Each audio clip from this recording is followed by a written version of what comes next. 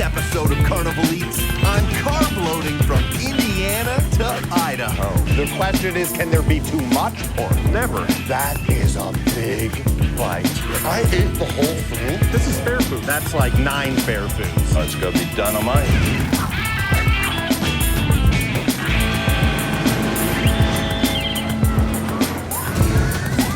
Welcome to Carnival Eats. I'm Noah Kapp, and we've just arrived at the Porter County Fair in Indiana. Now, nobody does a fair like the Midwest, and this one is no exception. For almost 100 years, people have been showing up here for all the stuff we love about the fairgrounds. Family, fun, and food. Jimmy's been in the concessions game since he was a teenager, and he's gained legendary status along the way. He's come up with a way to make pizza, my favorite food, easy to eat at the fair. It's pizza on a stick. I mean, it just looks like that's something you want to stuff in your mouth. Lots of pepperoni. And it's on a stick. You can't go wrong. You've been making pizza for how long? I've been making it for about 25 years now. So I gotta ask you, pizza on a stick.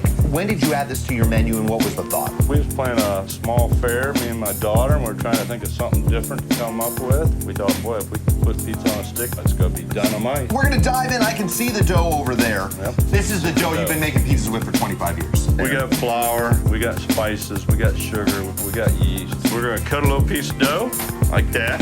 Then we're gonna run it through the roller. I mean, look at that. What are we doing now? We're gonna place a stick in the middle, press it down, get in here, do the cheese first. We're looking at classic mozzarella. Yeah, we got the sauce. Beautiful homemade sauce. So now we're gonna take the pepperoni, and then we're gonna fold it. Fold that over, squeeze, pinch off, squeeze, and then we're gonna brush it with this garlic butter. Oh.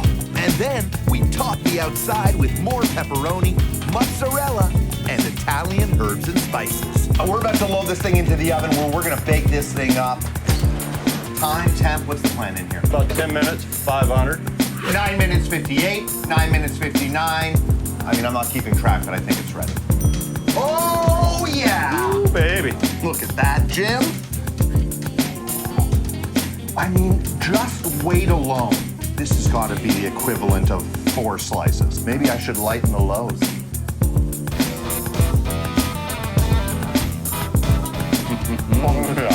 Beautiful homemade sauce, crisped up, perfectly toasted pepperonis, melty cheese, the hint and pop of that garlic butter, and that beautiful dough wrapped around that you've been working and perfecting for 25 plus years. That's right. And it's on a stick.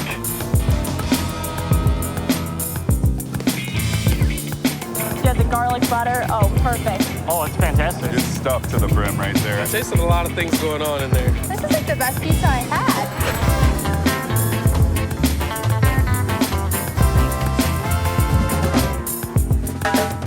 Mindy started her food career dishing out the carnival classics. But these days, she's the finest pasta concessionaire on the Midway. I'm in for a monster of a meal that's sure to tip the scales. It's the Cajun Crab Pasta Witch. This is fair food. That's more than fair food. That's like 9 fair foods. Don't sound bad at all. Oh man, what's the game plan here? I'm just gonna take a big bite, I think. A pasta-based trailer. You don't see it very often. No, not very often at all. No. You've got spaghetti, you've got fettuccine, you've got all the classics, all the go-tos. But today, we got something special on the menu. Yes, we do. It's carb overload. It's perfect. Oh, you had me at carbs. I'm excited about this one. I mean, can we dive in? Now we can get started. Oh, I was hoping you would say that. This is a French bread that we cover in butter with poppy seeds, minced onion, garlic, a little seasoned salt. So we're gonna pop this in the oven. Just like that. About 425. It only takes just a couple of minutes. Now transitioning into the pasta component. We're gonna start here with real butter. This is heavy whipping cream. Now we're gonna hit it with a bunch of Parmesan Romano, Cajun spices. Oh, Now see how it's getting nice and thick? yeah, I do. Then we're gonna wanna add our linguine. So now that's looking great. So now we're gonna add some crab meat and some jumbo shrimp. That's gonna be ready to go. I already want to eat this thing, and we haven't even turned it into a sandwich No, yet. we have not. So we're gonna pull this out of the oven. Nice, toasted, ready to go. What's next? Are we building? Yes, we're building this sandwich. So we're just gonna keep twisting away at our Cajun pasta here. And marrying it with our bread. You're loading this thing up. That's right. And we're gonna put that on the top, and then we're gonna finish this thing off with some pepperoncinis on top. I mean, welcome to the good life. Have a try. This is one of the biggest sandwiches I've ever come across on the fairgrounds.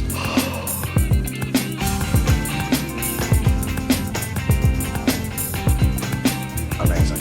That bread sets the tone right out of the gate. The combination of the poppy seed, the sesame seed, the garlic and onion, you get such a taste experience. Packed inside of that thing, it's exactly what it looks like. Fresh, perfectly cooked noodles, the crab pieces and the shrimp and that Cajun seasoning, just connecting those two.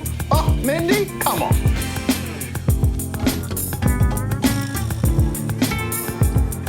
That is delicious. I've never had anything like that before. It's real crab, and I can't get that anywhere, and it's just real tasty. Yeah, it's like a punch in the mouth of flavor. Best thing ever, man. Coming up. I will never have to eat vegetables again unless it's in a funnel cake, right?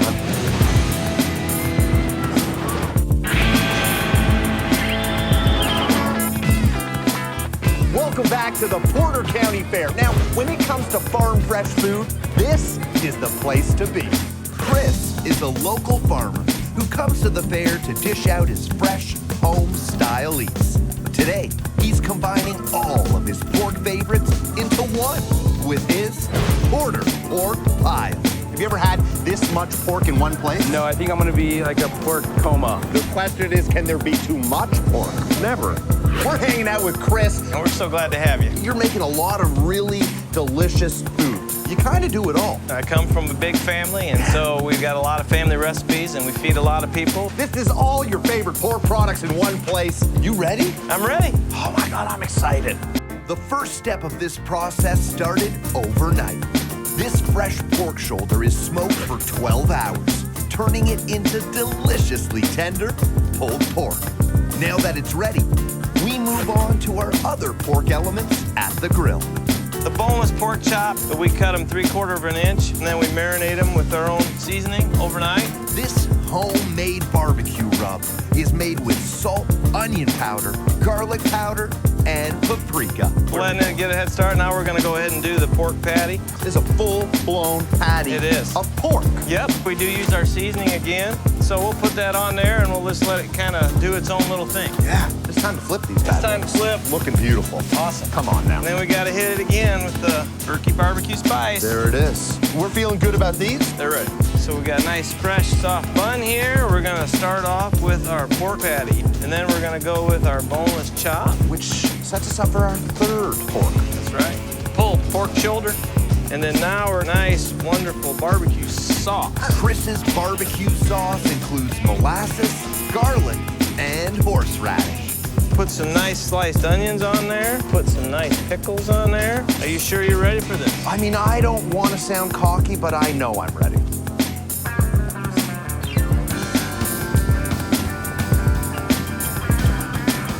First bite, I was lucky enough to activate all 3 layers. Everything in its own way uniquely stands out. Pork patty, it's got that caramelization on the outside of it. It's filled with delicious juice, and into the pork chop, thick, plump, beautiful pork. It's that pulled pork on top. You can taste the flavors locked inside of there through that smoking process. And man, that's a beautiful, gentle bite. That sauce, the molasses, the horseradish, I mean, there's little pops of beautiful flavor in there. And then last but not least, the onion and the pickle.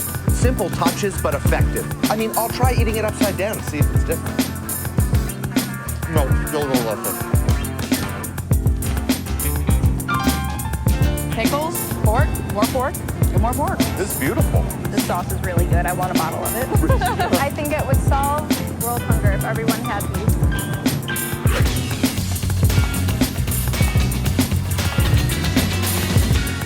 Ted started out in the carnival business when he was just 9 years old, helping out his dad. After years on the Midway, he knows how to remix the classics in a delicious new way. Today, he's serving the funnel carrot cake. This to me looks like a perfect marriage of flavors. So what are you gonna do with this? I'm gonna eat it. This funnel cake, Yes, sir. who came up with it? I did. No way! I woke up and I said to myself, nobody has made a funnel carrot cake. And it's been on the menu ever since? Absolutely. I'm gonna show you how to do it. Start with water, then you add the sugar, little nutmeg, cinnamon, and then we dump in our funnel cake flour. Boom, boom, boom, boom. We give her a mix. Alrighty, and What? now, carrots, baby, carrots. Well, I mean, it's coming together. What do you think, man? I think it's ready. This carrot-infused batter is about to meet the oil. You ready? Look at that. I mean, that thing is loaded up. I mean, the color of it, it's got a cinnamon and nutmeg feel. Time for the flip. Now you see the beauty. And now you feel like it's ready to go. I feel the texture. Our next step, it's topping time. Let's start off, powdered sugar. Now, Cream cheese icing. kaboom, homemade. Then, a little bit of cinnamon on top. Get in there. Let's do it.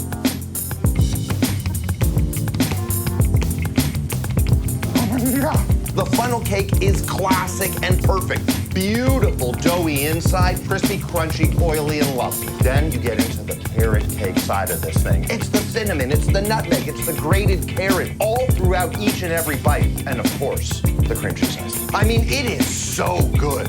You rolled the dice on recreating a carnival classic here. Hit the jackpot. Jackpot, baby.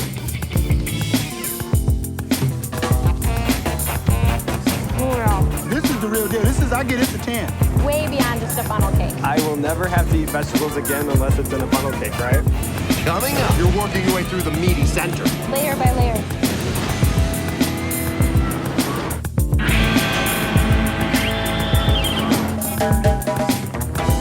Today, I'm crossing another state off my to-visit list because this is the first time I've ever been in Idaho. Here at the Eastern Idaho State Fair, the food is such a big deal. Their motto is taste the fun. And I'm gonna do what I'm told. Tyler is known for coming up with outrageous sandwich creations. And today, he's giving grilled cheese a makeover. It's the Idaho Spud Melt. Never thought to put cheese on a donut. But I hear there's potato in this. In the As an donut? Idaho girl, I think there should be potatoes in everything. I don't want to talk about it. I want to try it. We're in the heart of Idaho, and potatoes are as big a deal as people imagine they are down here. Yep. And today's dish also has an unexpected appearance of potato. The donut is a potato donut. These potato donuts are made with all the traditional ingredients: yeast, flour, sugar, eggs, salt, and vegetable oil. But the addition of mashed potatoes makes them lighter and fluffier than your standard donut. We cut it in half, and we'll put it inside out, down on the grill. That gets us a nice toast on the bottom. Right. Then we have 2 slices of American cheese. Then we take some shredded pepper jack cheese, set it right on there. And then this is mozzarella cheese. So then we take the other half of the donut and we set it right there. So next step here is we gotta put a little steam to it. Steam it off. And then we cover it up. So then the cheese will melt in here. Okay, I'm gonna go for the flip. Executed perfectly, toasted up real nice. While our sandwich finishes up on the grill, we move on to our fry sauce. Down here, people go crazy for this stuff. Yeah, they do. So we'll add in the ketchup, put the mayo in, and then we put our seasoning. We've got garlic, celery seed, a little bit of horseradish with some Worcestershire. And then we take our barbecue sauce, Look at that, that's coming together nicely. and there she is. That's a beauty. I think we're ready. Get that in the boat. You can't forget your fry sauce. Look at this. I'm going. I mean, this is perfectly delicious. The potato donut. It's got all the benefits of a classic good donut. Light, fluffy, that sugar glaze is just melted in and created this beautiful sweet bite that just pairs off insanely well with the cheese explosion in the middle. The fry sauce with a little addition of that sweetness in the barbecue sauce. This really is a classic grilled cheese, Idaho style. I ate the whole thing. We have more donuts. Well, It's the greatest thing I've had in my entire life. And you have to have it with the fry sauce. I want another one.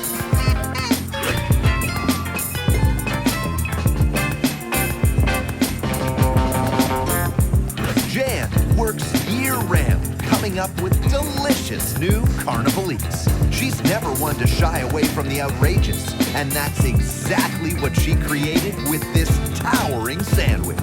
Look up, way up, for the meat scraper. I mean, there's like 3 meals in one. That's great. This is just a fountain of meat. I mean, throw a penny in, make a wish.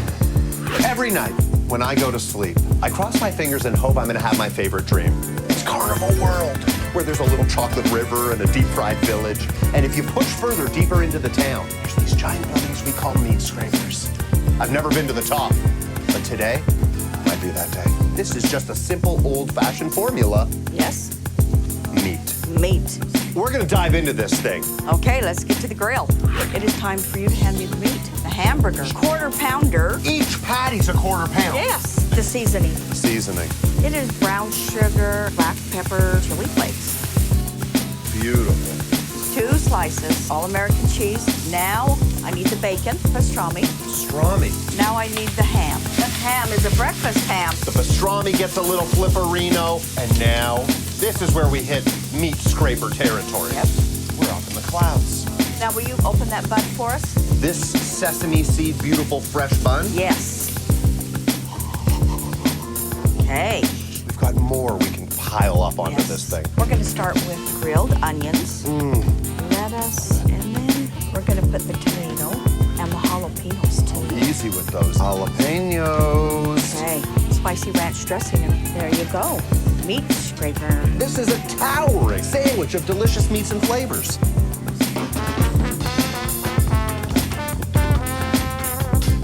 From the ground floor all the way up to the penthouse, that is a big bite. And it starts with 2 perfectly cooked patties soaked in delicious cheese and crispy bacon. From there, you're into country ham. The pastrami's the one wild card. Crunch of the lettuce, pop of a beautiful fresh tomato. The jalapenos aren't even melting my face off. I forgot something upstairs. I've got to jump in the elevator. I'll be right back.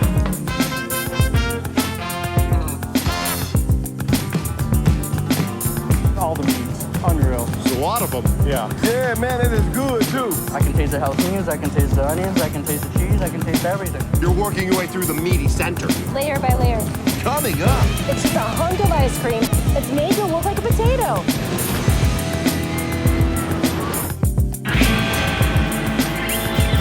Fair food is all about taking your favorites and turning them into something crazy and delicious. And this next one is an Idaho classic being done in a mind-blowing new way.